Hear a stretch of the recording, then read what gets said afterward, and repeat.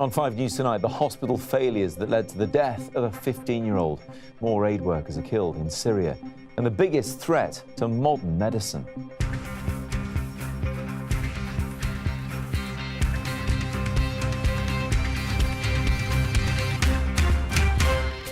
Chris Brennan died because the hospital treating him didn't take his illness seriously. Now his family wants answers. It seems like he was left in a corner and forgotten about. More aid workers die in Syrian airstrikes, sparking a war of words between America and Russia. And the tiny pills that pose the greatest threat to modern medicine, a new push to stop antibiotic resistance. Also tonight, we're talking about the scourge of homophobia in football. A new report shows anti-gay prejudice at matches is as bad as ever. We'll be asking why. And we're getting one of these harm your career prospects. A top tattooist tells me what he thinks. Good evening, welcome to 5 News Tonight. I'm Matt Barbet. Last night we told you about the shocking lapses in care for people with mental health problems, which may have contributed to their early deaths. Tonight, a new and tragic example. The family of 15-year-old Chris Brennan say he was funny, kind and caring. But Chris died while being looked after in one of England's largest mental health trusts. He had repeatedly harmed himself at London's Bethlem Royal. Our health correspondent Catherine Jones has his story. Chris Brennan was 15 when he died. He'd begun to struggle with his mental health 6 months before, and on several occasions he'd swallowed small objects, so he'd been admitted to this adolescent mental health unit in South London. It was hard to keep him safe at home. We were struggling. We got some help, but it wasn't quite enough. And we thought that would be the best place to keep him safe. But things got worse rather than better, and on the 31st of August 2014, Chris attempted to swallow the top of a deodorant bottle. He then pushed a panic alarm, but staff were unable to save him from asphyxiating. Even though Chris had been here for 5 weeks, no risk assessment document and no care plan had been drawn up for him. At his inquest today, the coroner described a unit struggling to cope and staff desensitised to children harming themselves. She concluded that Chris's actions followed cumulative and continuing failures, and neglect did contribute to his death. They seemed as they could be bothered with him. To be perfectly honest, you hear all too often about the most vulnerable in society, but surely a child with mental illness, they must be the most vulnerable, and he never got a care or... He was let down in so many ways. But by the hospital, when they should have been doing it, they never. The South London and Maudsley NHS Trust says, "We offer our sincere apologies to Christopher's family for their loss. Areas of learning for the Trust were identified and we have carefully reviewed our procedures accordingly. We hope this offers some reassurance to the family that lessons have been learnt." John and Kelly are now supporting a call for an independent inquiry into the deaths of children in mental health settings. It's heartbreaking hearing of other children going through the same things. I think it's been a shock to find out how many as well. Shouldn't have to be that way, should it? No. Well, just a short time ago, Kathy told me a lot more needs to be done to prevent this from happening again. Those calls for an independent inquiry are being made by the charity Inquest, and they say that's because there isn't even the most basic information gathered about the deaths of children in mental health settings. They believe there have been 11 deaths in the last 5 years, but they can't even be sure of that figure because, unbelievably, the data isn't collected in a way that makes them understand whether the person was under 18 or not. And this just amplifies the concerns that we highlighted yesterday about how lessons from the deaths of children and adults in mental health settings aren't necessarily being learned right across the NHS. Kathy Jones there. Now, the future of Syria is hanging by a thread, according to the US Secretary of State John Kerry, who was addressing the UN Security Council this afternoon.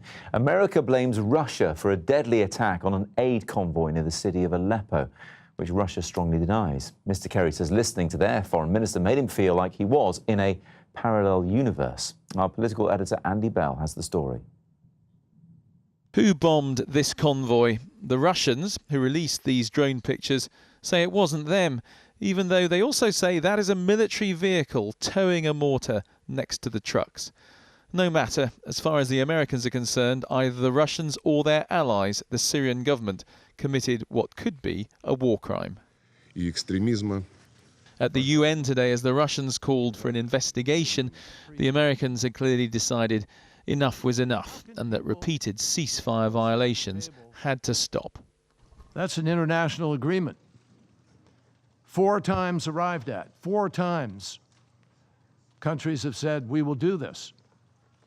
And 4 times it's been shredded. This was all that was left of that convoy, attacked on Monday night on the way to Aleppo. In the last few hours, 4 staff have been killed in another attack, this time at a medical centre. Just a few days ago, a ceasefire had been in place, agreed by the Americans and the Russians. We spoke this morning to one Aleppo resident. That was either a rocket or an incoming artillery shell. So does he have any hope of a negotiated settlement? We don't expect this. Yes, we are going to... now we are living in a war that we expect it will, expand for many years coming, because no one have a movement to stop this killing, to stop this kind of crimes. How are you? Nice to see you. The Foreign Secretary Boris Johnson met his Russian opposite number for the first time today, and afterwards, while speaking diplomatically, he made it clear he thought Russia had to do more. I think it is up to the sponsors of the Syrian regime, let me put it no more strongly than that, to bring that party to the negotiating table, to look at the vision that is being set out by the opposition, the High Negotiations Committee. It's a broad, inclusive vision for a future for Syria. That vision seems a long way off. After so much destruction, there is little trust. The Americans have admitted that with British help, they bombed Syrian government forces by mistake at the weekend. But some deal brokered by the Americans and the Russians is the only hope. Andy Bell, 5 News. Next, a problem that has long racked the sporting world, and football in particular. But a leading equality charity has carried out a survey suggesting that homophobia is a bigger issue than many had feared. Stonewall found that nearly 3/4 of British football fans have heard homophobic abuse at a match. Even more shockingly, perhaps, young people are the most likely age group to be embarrassed if their favourite player were to come out as gay.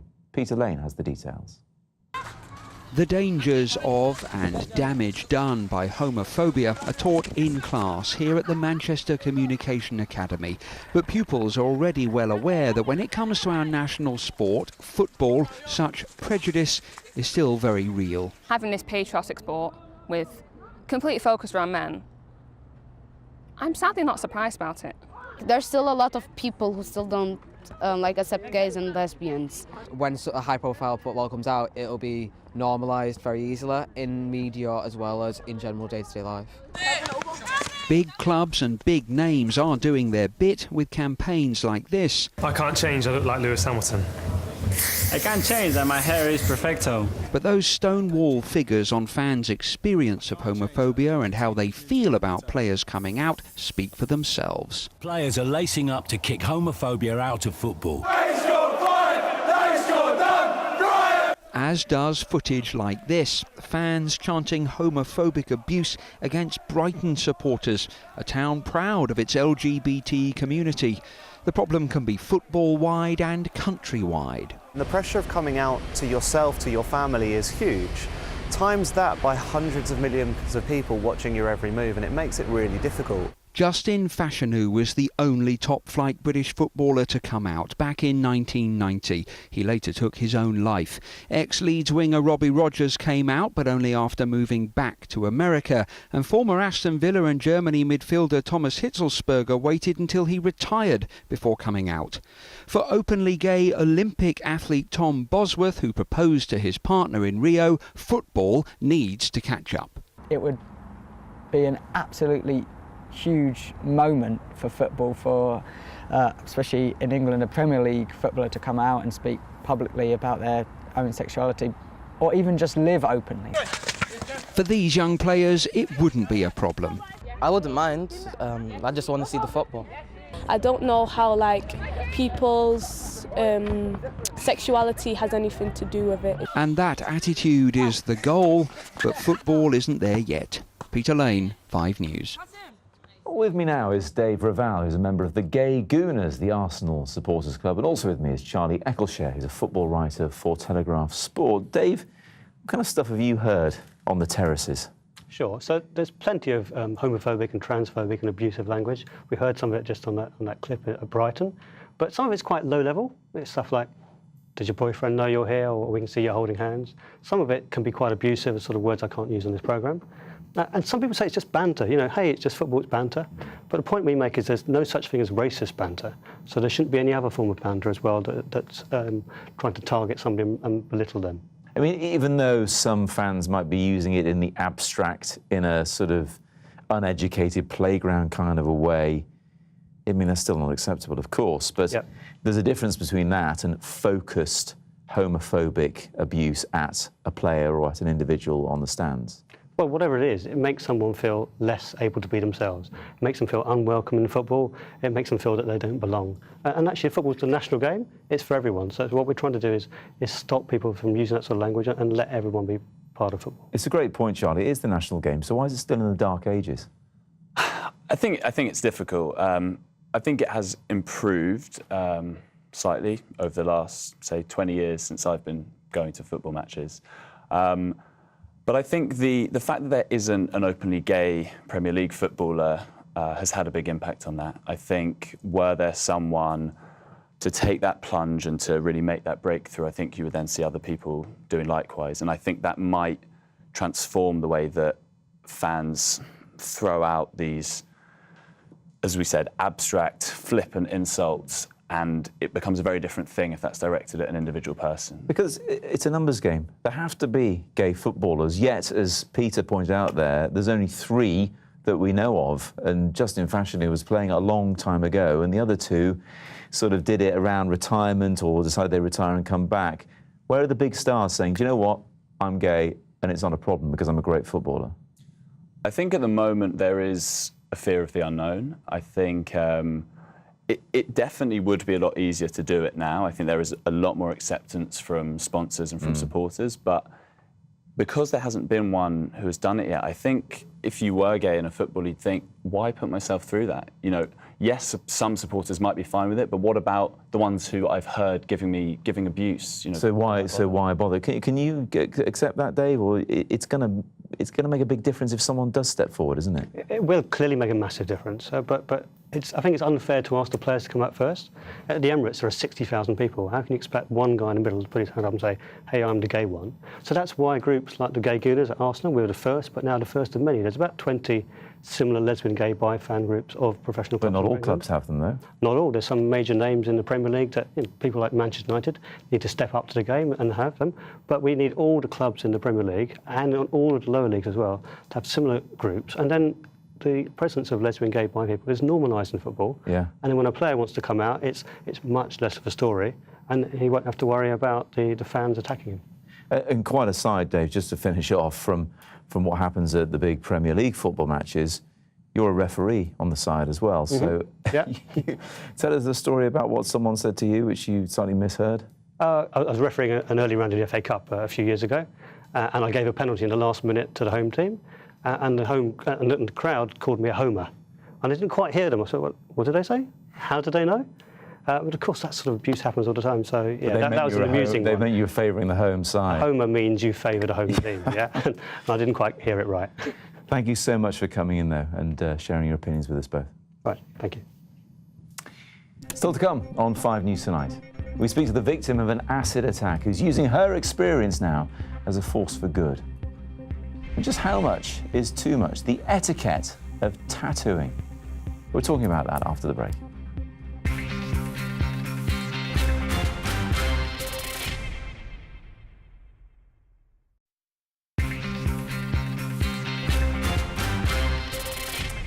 Welcome back. You're watching 5 News Tonight. Escaping an abusive relationship takes great strength, but for Adele Bellis, the breakup wasn't the end of the nightmare.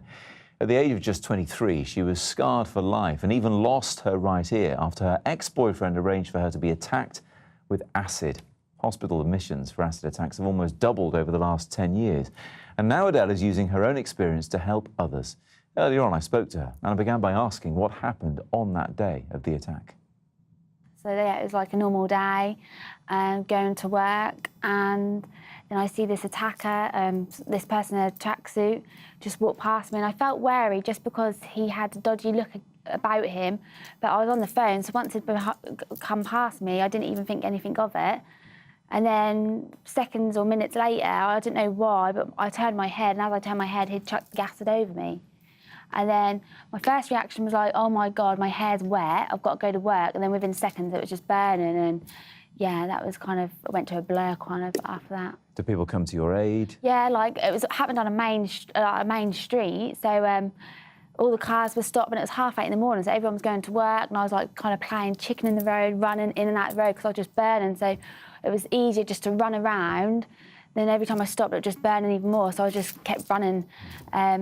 I was screaming for water and yeah, and then it was just a bit of a blur after that, really. You didn't know this individual, but it's since turned out he was put up to this by your former partner, Anthony Riley, who's now serving a life sentence. Yeah. For what happened. Others were involved as well, of course. What was your awareness of acid attacks prior to this? Obviously, I heard about Katie Piper, but other than that, it wasn't something. The only reason I knew it was acid because it was a burning. Otherwise, I wouldn't. I didn't know anything about acid attacks. So, what do you think now when you hear the number of attacks has doubled in 10 years? Yeah, it's just being used as a weapon now, and just it's easy disfigurement. In some ways, though, you've left it behind and you've moved on spectacularly with your life in several ways. You've written a book called Brave, dealing with how you've come to terms with what happened. We've seen you walking on the catwalk as well. That must have been fantastic for you. Yeah, I'd never done anything like that before, and I think before I was attacked, I probably wouldn't even had the confidence to do that. So then after all this, and I went and done it, I really enjoyed it. Do you think some ways the woman you've become now has been the making of you? Yeah, definitely. Like, I'm so much stronger, and just realising what I'd been through for the last 6 years with Anthony and him trying to ruin me, and I'm like, I'm going to fight, I'm going to win, and I've overcome everything with the trial, with him and everything, and now it's a new start for me, and I'm myself again.